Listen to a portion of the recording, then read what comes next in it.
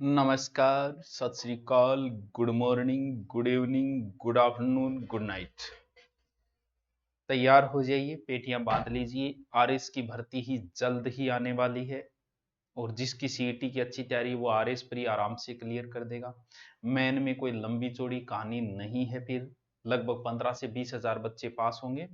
1000 पे एक पोस्ट आ जाएगी आराम से, क्योंकि लगभग 700-800 पोस्ट आने की संभावना है। ग्रेड की भर्तियां भी आएगी, इसलिए जो साथ साथ चल के इन मैटर को तैयार कर लेगा वो काम बन जाएगा। वरना फिर ऊर्जा निकलती टेम को लगे, क्योंकि ऊर्जा तो एक रूप से दूसरे रूप में चेंजिंग होती है।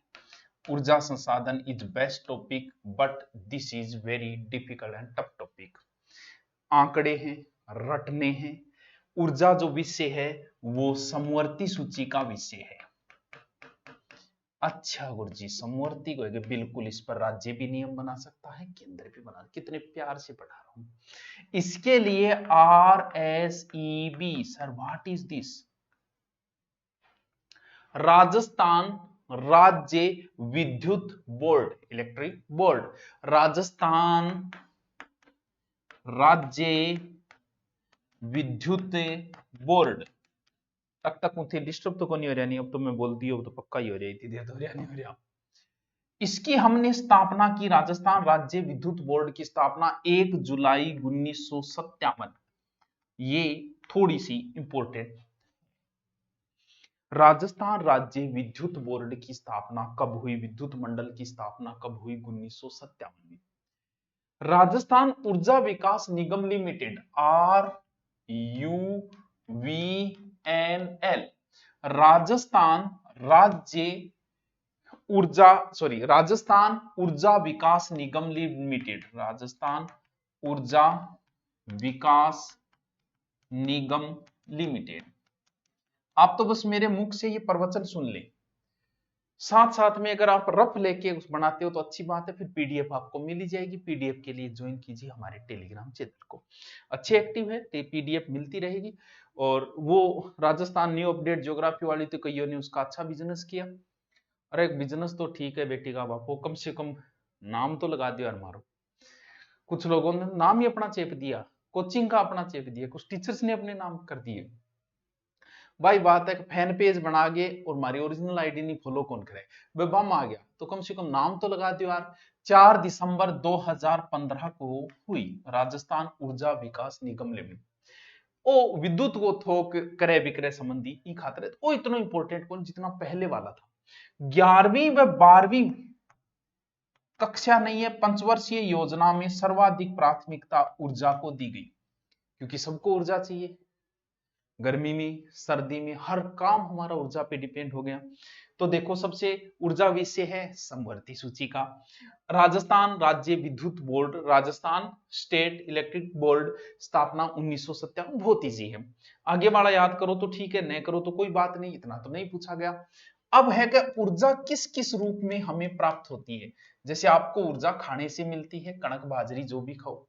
ऊर्जा किस किस रूप में, बहुत इंपॉर्टेंट। आपको मैं मान के चालू, मैं मानू मेरी 8वीं उठाओगे, वो माथा पर चिक करना ही नहीं चाहता ऐसे। निम्न में से अनवीनीकरण स्रोत है, निम्न में से नवीनीकरण स्रोत है, सीधा पूछ के अपना पीछा छुड़ा लेता है।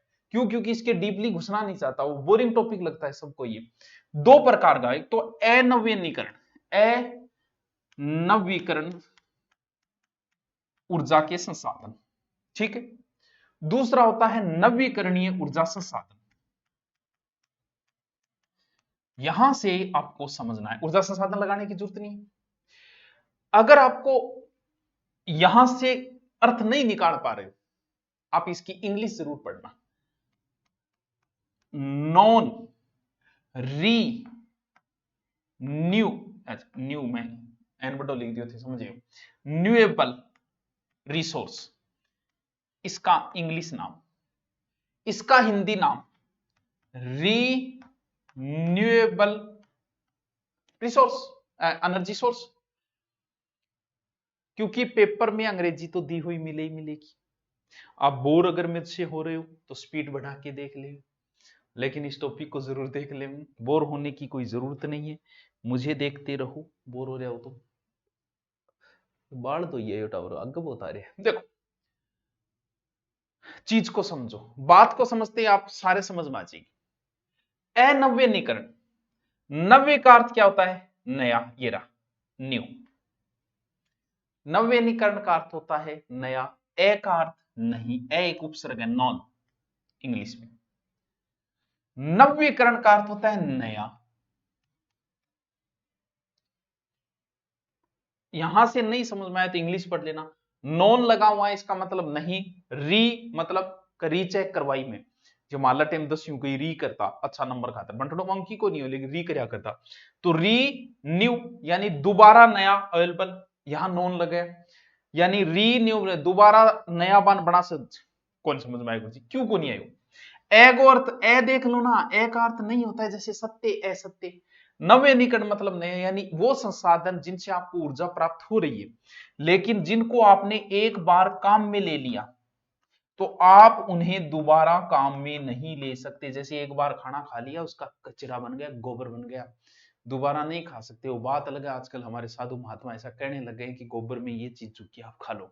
एक तो मैं वीडियो देखी जो गोबर खाने लगे, पतलो सोड़ो गोबर खाएगे, बताओ वो देखो देखो मैं गोबर खा रहा हूँ, बहुत शुद्ध होता है, ये होता है वो होता है, लेकिन वो खाने लायक चीज नहीं, क्योंकि वो रिजेक्ट हो चुकी है। एक बार उसको काम में खाने को ले लिया तो वो गोबर बन चुका है। वैसे ही वो संसाधन जिनको आपने एक बार में काम में ले लिया तो आप दोबारा काम में नहीं ले सकते। जैसे कोयला, कोयला से आपको ऊर्जा मिलती है, अगर एक बार आपने कोयला काम में ले लिया दोस्त तो राख बन चुकी है, कोई काम का नहीं है। एक बार तूने गाड़ी में पेट्रोल डाल लिया, पेट्रोल को मतलब खनिज तेल जिसमें पेट्रोल डीजल सब आ जाएंगे, तो भाई साहब उसका धुआं बन चुका है, अब दोबारा नहीं। तेल सारे पेट्रोल डीजल जो भी, और आणविक या परमाणु ए भी इनमें ही होगा। यानी जिन्हें आपने काम में ले लिया दोबारा, या तो भिन्न छांट लेना यार, तुम नवीनीकरण के चक्कर में आना ही मत, उसमें से भिन्न छांट लेना। भिन्न कैसे कि जिन्हें, अब जैसे सूर्य से हमें ऊर्जा मिली, आज सूर्य उगा, आज आपने सूर्य से ऊर्जा ली, बल्ब जगा ली, तो काय की टेंशन, कल फिर सूर्य उगेगा, कल फिर वापस दुनिया रूटीन होगी, कल सूर्य फिर उगेगा, फिर ले लेना ऊर्जा। यानी सूर्य से जो ऊर्जा मिली 5 मेगावाट, वो आपने काम में ले ली, दोबारा ले लो। आज फिर हवा चली और उस ऊर्जा को आपने संचित करके काम में ले ली, कल फिर हवा चलेगी, टेंशन लेने के काल फिर भंगूड़ियो आओगो, दोबारा काम में लो। बायोमास, बायोगैस, आज गा गोबर दिए भी ऊर्जा बना ली, गा तो काल फिर गोबर देगी, तो भी दोबारा ले लो। यानी देखो, जिन्हें आपने ऊर्जा एक बार काम में ले ली फिर ले ली। और कौन सा? जमारीय ऊर्जा। सर जमारीय ऊर्जा कौन सी होती है? जमारीय में शब्द देखो क्या है, जमार है। जमार मतलब जो सूर्य के, सॉरी, जमार भाटा जो समुद्र से हम ऊर्जा प्राप्त करते हैं, वहां पर हम टरबाइन लगा के समुद्र का ज्वार भाटा था तब ऊर्जा बना लेते हैं, वो ज्वारी ऊर्जा। अरे तो बहुत और आओगो, ज्वार भाटो तो आतो ही रहेगो, टेंशन की और आओगो, फिर हो जाएगा उसमें। वायु भूतापीय ऊर्जा, भूमि से जो ऊर्जा, वो भी इसी में आएगी। यानी जो पिछले 50 साल में हमने विकसित किए वो सारे, जो हमें प्रकृति दे रही है पहले से। कोयला तो पहले से दबा हुआ था, सीमित भंडार है भैया, काम में ले लो जितना लेना है। पेट्रोल सीमित है, सऊदी अरब कब तक पैसे कमाएगा इसको बेच बेच के, खत्म हो जाएगा एक दिन, तेल उसकी भी वहां। जल विद्युत इसमें आएगा, क्यों? क्योंकि जलगो की कौन बिगड़े भाई, चंबल नदी प्रापण बना रखे, बारिश होगी और वहां के टेंशन की बात है। बायोमास, कचरे वाली, कचरो तो फिर थे करोगा। अब मन नहीं अलग है, अब कि अब आपके कंफ्यूज नहीं रहना चाहिए कि कौन से भिन्न छांट लेना, कौन से। अब आपसे कह दे कि कौन से इसमें सीमित है, ये सीमित है, अगर खत्म हो गए तो हो गए भाई साहब, क्योंकि कोयला बनने में कई अरबों साल लग जाते हैं, खत्म हो गए तो हो गए, ये सीमित नहीं है। और इसीलिए हमारा ध्यान अब सरकार नीतियां ला रही है सौर ऊर्जा पे, और क्यों? क्योंकि लास्ट में यहाँ आना पड़ेगा।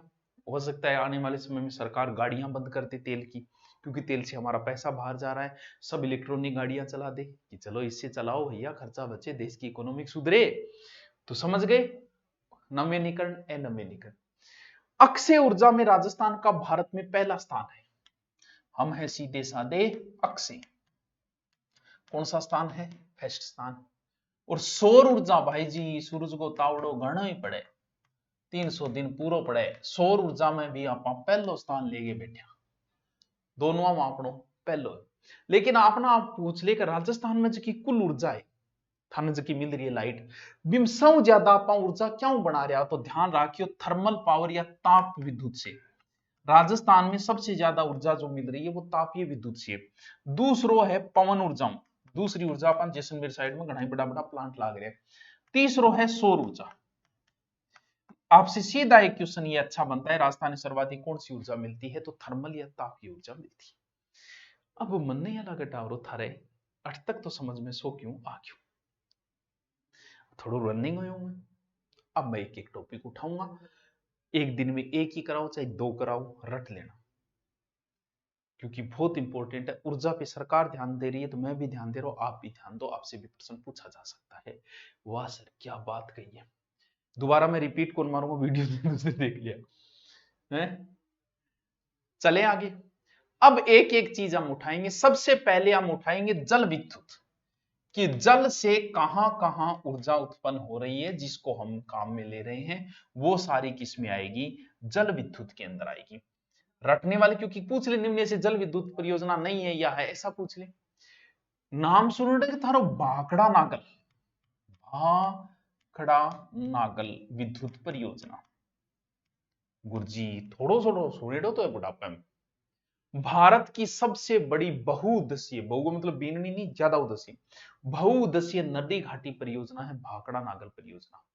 किंग किंग ये देखो राजस्थान है इनमें, बिल्कुल वही को यदि आप जिक्र करा, राजस्थान के ऊपर है पंजाब, फिर है हरियाणा, ठीक है, और कौन है, ये 3 राज्यों की संयुक्त परियोजना है जिसमें राजस्थान का हिस्सा लगभग 15.2%, 22%, 15% है लगभग।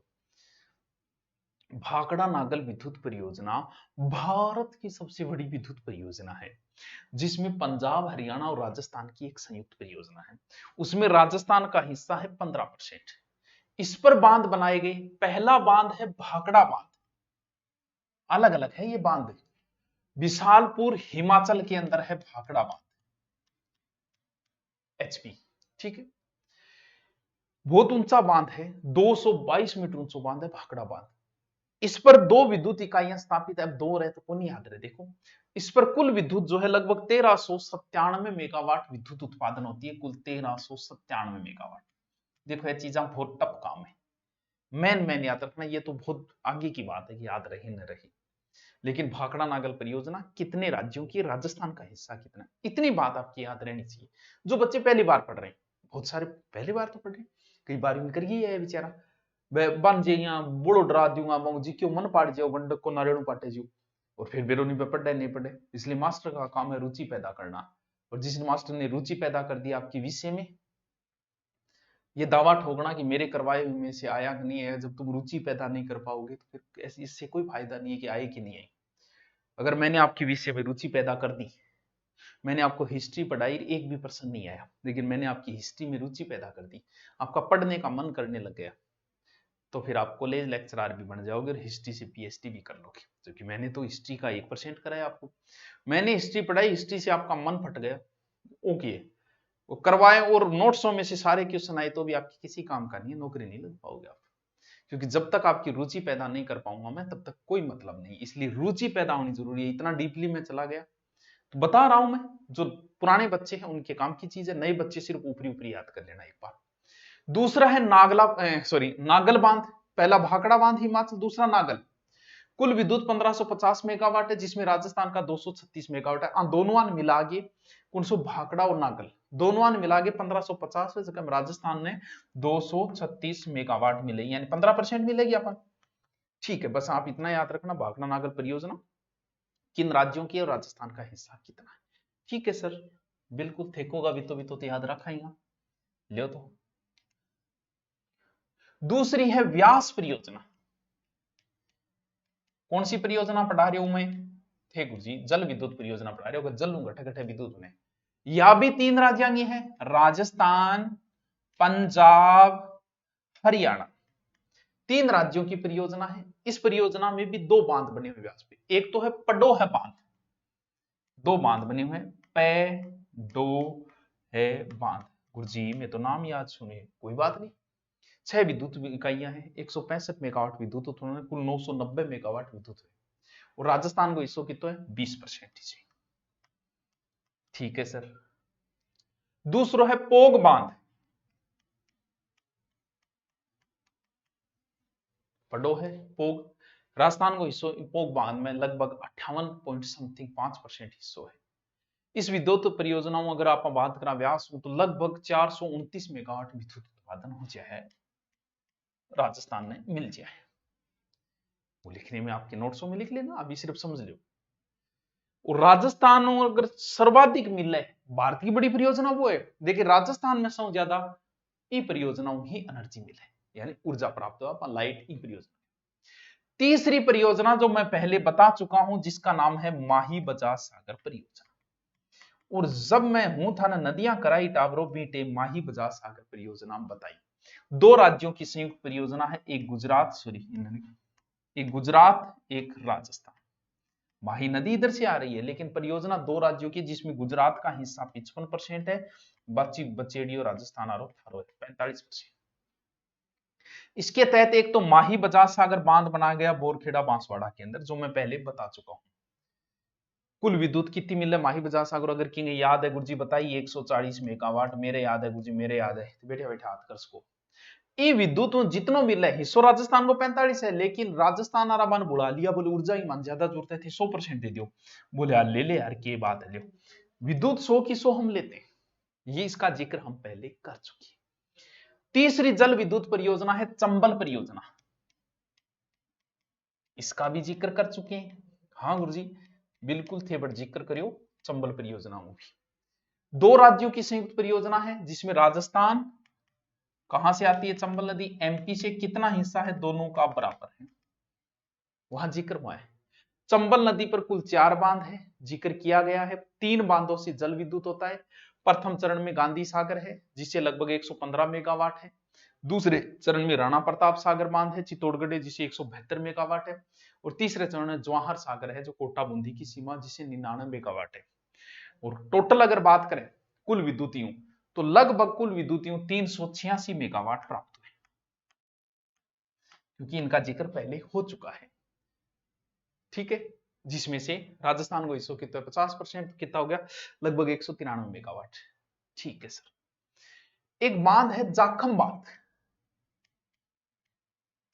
हाँ सर जाखम बांध है माही बजाज सागर जाखम, तो नाम हो गया फिर जाखम बांध विद्युत परियोजना। कहां, प्रतापगढ़ में जाखम नदी पर है। तो थोड़ी सी मिल है 5.5 मेगावाट। के तो पूछेगा के ने बस कई बार भिन्न पूछ ले बट याद काबरो ए ही अपनी जल विद्युत परियोजना। गुरुजी और भी बहुत है जगह हम राजस्थान को थोड़ा हिस्सा राज्यों बारे, लेकिन बहुत ज्यादा है भाई, वहां कोई औचित्य भी को नहीं है, पूछे भी को नहीं भी, आरएस तक की एग्जाम में भी उनको नहीं। मेन ये इतनी है, आप इनको याद करना बस। ये नहीं सोचना कि गुरुजी कराए कौन, पर्याप्त है ही आपके लिए, क्योंकि डोज इतनी देनी चाहिए जितनी झेल सके, क्योंकि ये टॉपिक ही ऐसा है। सबसे पहले कौन सी बताई, भाखड़ा नागल परियोजना, भारत की सबसे बड़ी बहुउद्देशीय परियोजना, 3 राज्यों की संयुक्त परियोजना, 15% राजस्थान का हिस्सा है। एक भाखड़ा बांध बना है, एक नागल बांध बना है। फिर मैंने बताई व्यास परियोजना, राजस्थान का सर्वाधिक इसी से मिलती है, 3 राज्यों की संयुक्त परियोजना, राजस्थान पंजाब हरियाणा। इसमें एक पडो बांध बना है, एक पोग बांध बना है। ठीक है। तीसरी मैंने आप बताई माही बजाज सागर परियोजना, जिसके अंदर राजस्थान का हिस्सा 45 से 55 है, लेकिन जितनी भी विद्युत मिलती है वो सारी हम ले लेते हैं। चौथी मैंने आपको बताई चंबल परियोजना, 4 वो चंबल का जिक्र पहले हो जाए, फिर जाखम। नेक्स्ट आज थोड़ा सा मैं कम बता रहा हूं, कल थोड़ा ज्यादा खींचेंगे। सौर ऊर्जा 7 क्यों बता रहे हो गुरुजी थे कम, मैं कितना ही कम बताओ फिर भी थारो सीटी आगे आने वाली एग्जाम यही है, उससे पहले आपका सिलेबस हो जाएगा। बाकी ये काम सिर्फ सीटी के लिए नहीं है, सेकंड ग्रेड वाले भी यही काम आएगा, आरएस में भी यही काम आएगा। ये थोड़ा छोटा है इसलिए आज इतना ही करना, इतना ही नहीं कर पाओ तो फिर पढ़ाई छोड़ दो। ठीक है सर, पढ़ाई नहीं छोड़ेंगे, याद करेंगे। ओके थैंक यू बच्चों।